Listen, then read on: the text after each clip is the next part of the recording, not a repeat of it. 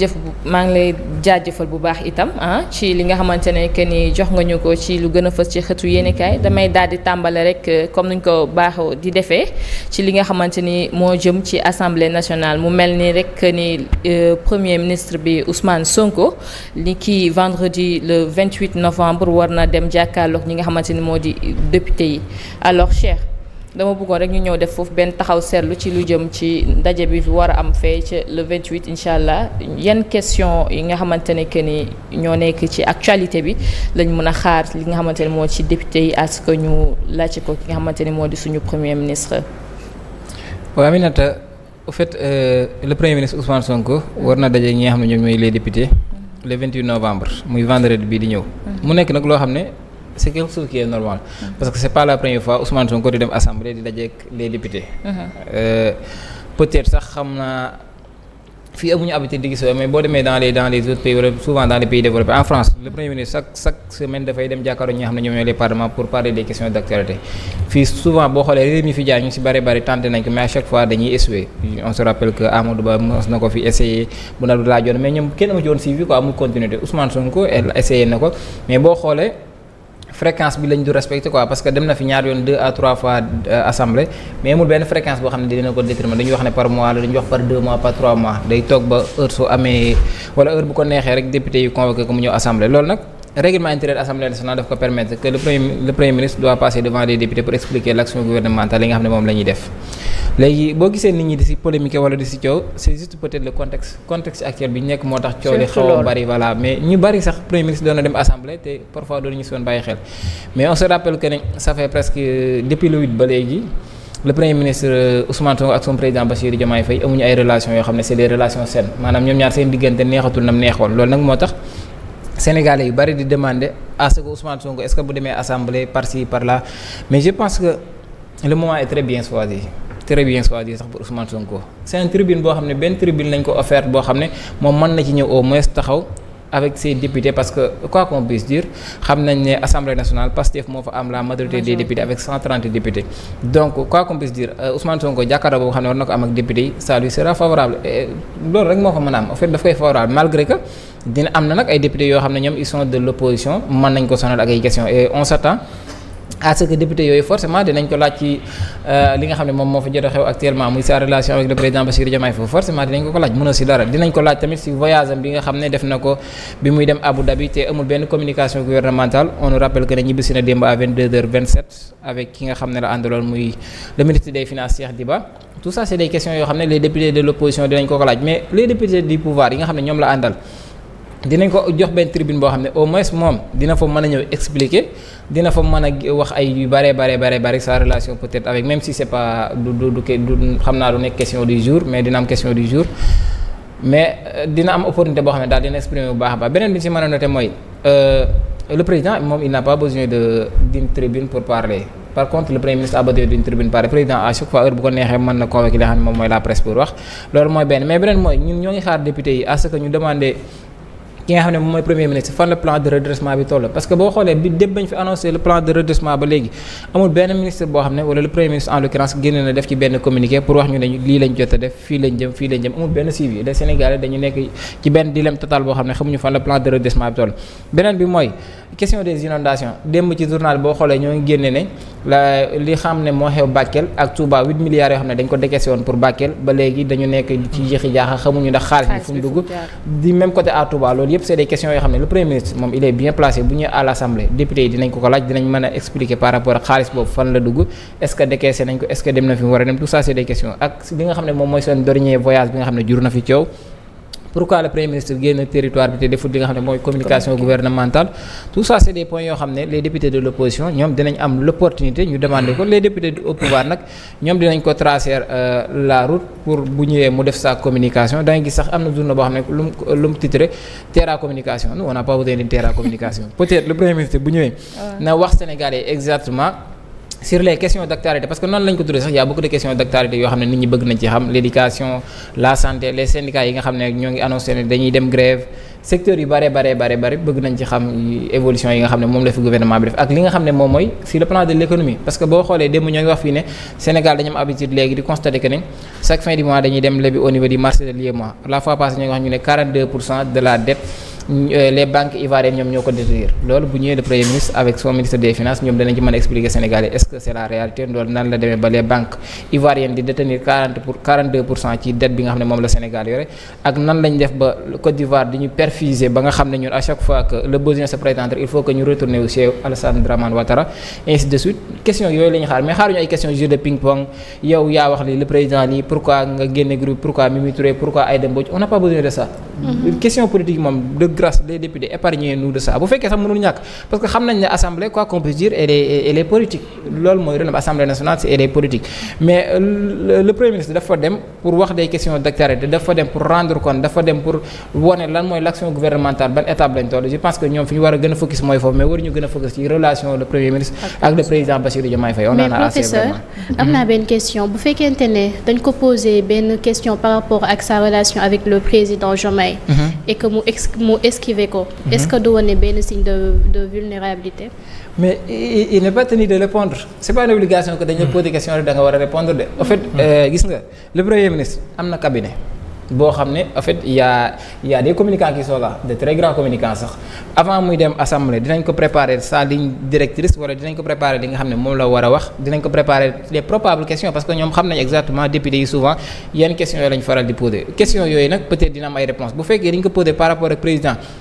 moom bu répondre dina gën a yokk ci xar mi karaw comme ni ñu ko waxee vaut mieux mu bañ a répondre mais bu fekkee tamit bu répondre dina leeral la lanterne des Sénégalais wala dina leeral ñi nga xam ne ñoom la àndal parce que actuellement waa Pastef ñoom li ñu demandé mooy réponse catégorique la ñuy demandé parce que boo xoolee Cheikh Bara Ndiaye bu génnee moom il est catégorique Khadija Mahécor Diouf la même chose bu génnee elle est catégorique ki nga xam ne mooy Fadilou Keïta bu génnee il est catégorique ñoom dañuy wax face à face que ni Sonko rek point moom ci moom la ñuy commencé ci moom la ñuy yem léegi nag loolu nga xam ne moom la militant Pastef yi di exiger il faut que le premier ministre en quelque sorte monte te Ousmane Sonko quoi qu'on puisse dire képp ku ko xam ne moom il est droit dans ses bottes moom li muy wax moom ragalu si dara si digg ba lay jaar moom mu nekk comme ni ñu koy waxee ay homme d'état comme yeneen moom il s'en fout des règles là moom bu ñëwee si digg bi lay jaar donc bu amee lu muy wax envers le président daf koy wax directement bu amee loo xam ne tamit waru ko wax du ko wax mais je pense que question boobu daal il faudra attendre à ça dinañ ko poser mais on attend à ce que bu ñu ko poser je pense pas que ne il va réagir directement parce que boo xoolee ces temps-ci yëpp da nga gis benn silence assourdissant boo xam ne faral luñ ko xam ci Ousmane Sonko bañ da ngay dégg ñenn ñi di laaj bërki dem gis naa benn journaliste buy laaj que ne Ousmane Sonko est-ce que le président daf ko remettre ay dossiers parce que silence bi xamuñ ko ci moom on sait pas point d'interrogation mais en tout cas daal lépp dina leer inshallah en tout cas miinuñu silence bi ci moom rawatina PM moom xam nga d'habitude boo defee rek benn kii réaction day am automatiquement sorti foo tourner rek gis ko alors commando yow ban jàngat nga am ci li nga xamante ni moom la Cheikh am est-ce que les questions brûlantes sur l'actualité on peut s'attendre à ce que les députés ñu mettre lépp sur la table. waaw xam nga Ousmane Sonko nar a dem Assemblée nationale loolu je pense que c'est logique. en tant que chef du gouvernement. parce que aussi Assemblée nationale les députés ñun la ñu fa teewal muy yow muy man muy askanu Sénégal question bi nga xamante ne man bëgg naa ko poser député yi ñu koy poser. député yi ñun la ñuy seetaan di ñu déglu Ousmane Sonko bu ñëwee député yi li xew ci dëkk bi côté dund gi côté jafe-jafe yi côté problème yi côté relation ak son excellence président Diomaye tout ça ce sont des questions d'actualité yi nga xamante ne tey bëri na ay nit ñoo xamante ne depuis bi claquement bi amee entre moom ak Diomaye am na ñoo xamante ne nelawuñ ñii ñu ngi jooy ñii ñu ngi am ay naqar ñu ngi am ay problème mais il est temps que aussi nit ñi xam le vrai problème lan moo nekk au cœur loolu aussi député yi xam naa dañu ko poser parce que tollatuñ ci jotu député ñu ne député PDS wala député APR wala député PASTEF il faut que ñu dépasse cette logique boobu nag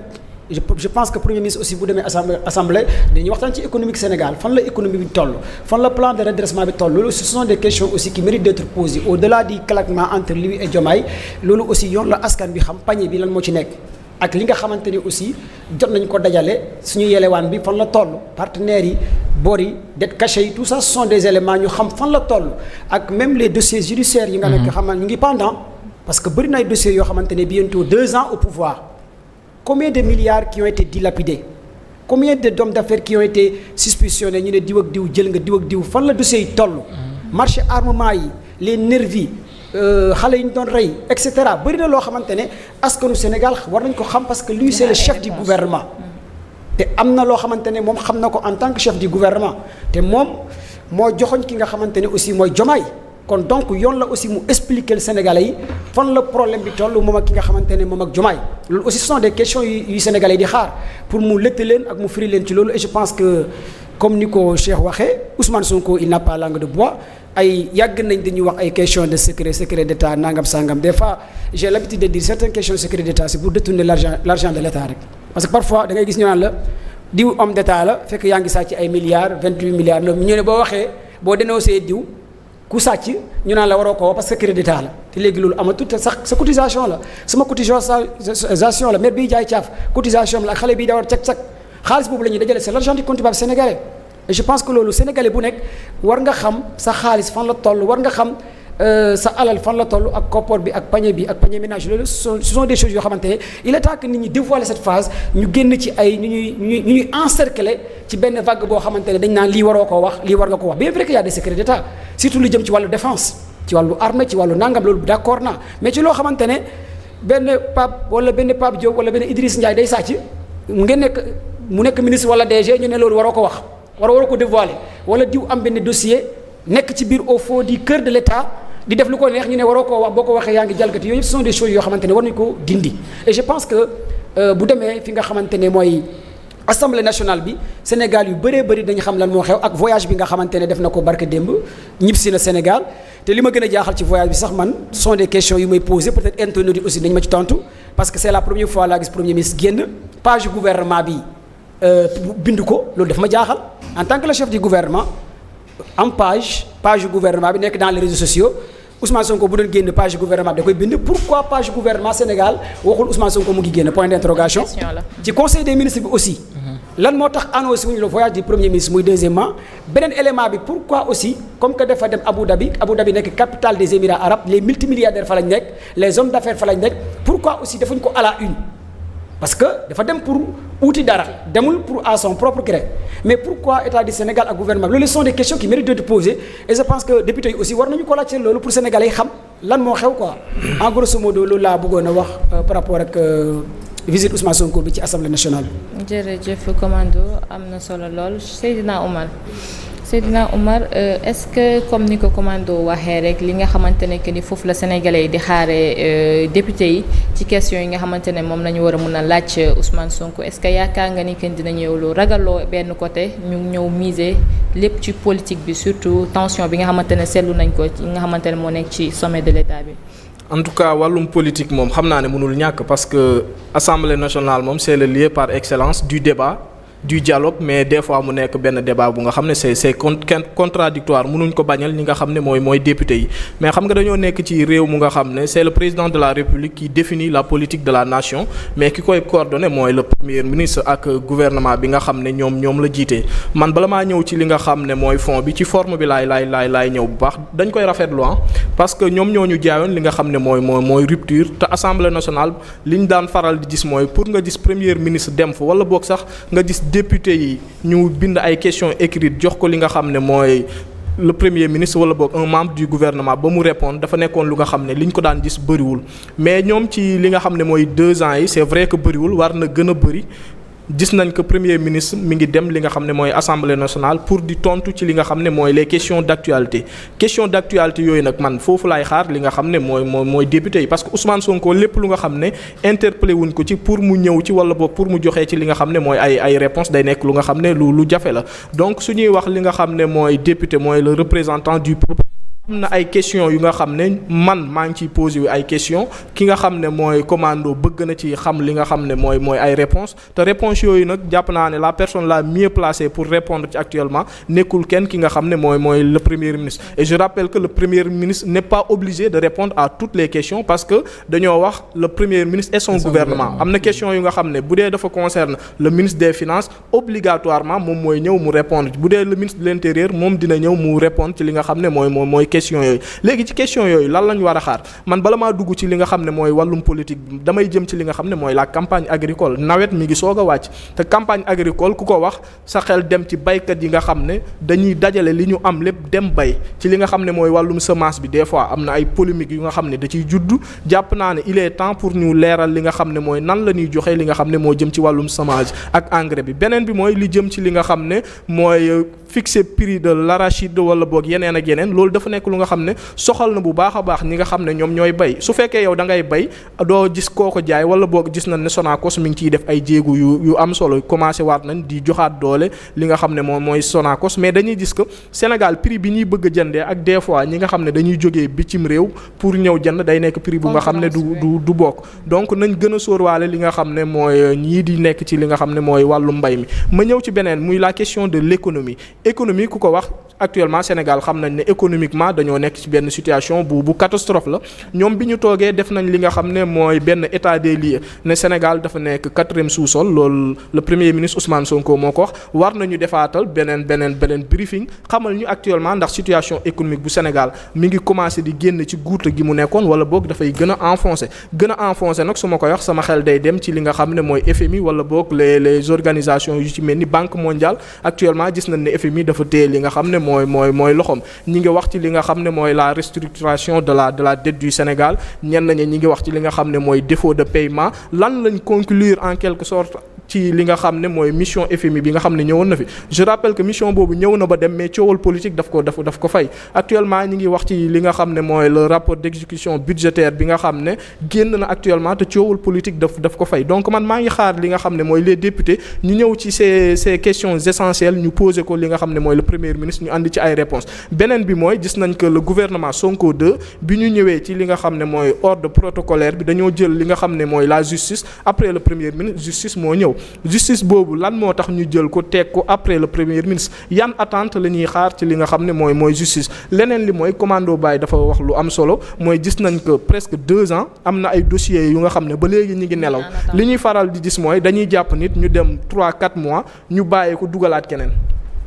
day mel ni gars yi dañuy dugal kenn génnee kenn benn polémique moo nekk di am ci li nga xam ne mooy la société sénégalaise mais justice bi ni mu war a doxee ku def ñu yóbbu la ci li nga xam ne mooy kanamu tribunal ñu àttee la jàpp naa ne côté boobu il faut ñu ñëw ci lan moo waral problème bi gis nañ fi ay ministres yu nga xam ne yóbbu nañ leen haute cour de justice ba léegi amul benn avancement bu nga xam ne mi ngi ci am lenteur de la justice yi nga xam ne moom Ousmane Sonko ba tey da koy dénoncer te moom moo nekk li nga xam ne moom mooy coordonner l'action gouvernementale bi moom moo jiitee li nga xam ne mooy ministère de la justice procureur yi nga xam ne ñoo fi nekk seen ministre de tutelle Ousmane Sonko moo ko jiite donc war nañoo ñëw ñu leeral ñu ci li nga xam ne moo jëm ci li nga xam ne mooy wàllu ministre yi mais aussi ñi ngi jëm fu am solo jamono yëpp yéen a ngi gis li nga xam ne mooy l'armée ñu ngi koy dugal bu baax a baax ci la sécurité du pays c'est vrai que frontières yi ñoom la ñuy gën a nekk su ma ko waxee sama xel day dem ci li nga xam ne mooy Jeux olympiques de la jeunesse yi nga xam ne day am 2026 xam na ne wàllum sécurité moom gars yi nin fiy ñëwee di seetaan si sport andi leen fi am na ñu nga xam ne dañoo ñëw pour race dem